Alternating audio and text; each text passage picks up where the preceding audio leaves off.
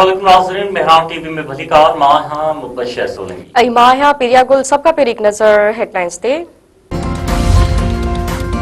Opposition पार्टियुनि जी parliamentary party जो महमूद खान अचकज़ई जी सदारत हेठि इजलास।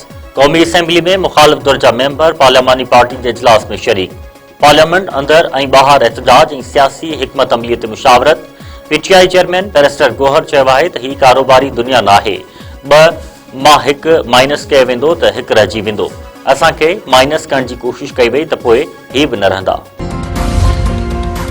तहरीक इंसाफ़ जे अॻवान असद कैसर चयो आहे त केपीके में गवर्नर राज लॻाइण हुननि जे वस में नाहे।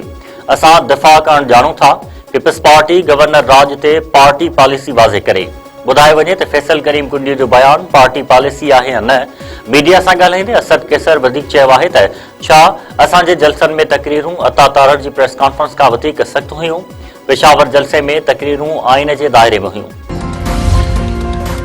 बानी पीटीआई सां मुलाक़ात न कराइण ख़िलाफ़ रावलपिंडी में हल धरनो पुलिस ख़त्म कराए छॾियो।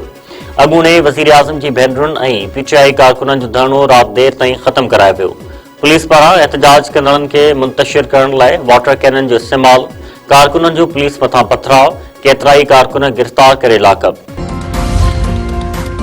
बख्शापुर वेझो जुनूनी जवाबदार जी फायरिंग। ॿिनि औरतुनि समेत 4 ॼणा क़त्ल। कचे जे ॻोठ गुलाब बंगवार में नशाई ऐं मवाली जवाबदार पंहिंजे सौट जे घर में दाख़िल थी कलाशनकोफ सां अंधाधुंध फायरिंग कई। महिमान थी आयल रहीम बख्श बंगवार, घर जो ॿारड़ो ऐं 2 औरतूं मौक़े ते मारिजी विया। फायरिंग में हिकु ॼणो ॾाढो बंगवार सख़्त ज़ख़्मी। वाक़े बाद जवाबदार फरार थी वियो। कराची में वाटर टैंकर जे टक्कर में मोटरसाइकिल सवार फौत। फोरके चौरंगी वटि हादसो। मछरियल माण्हुनि टैंकर खे बाहि ॾेई छॾी।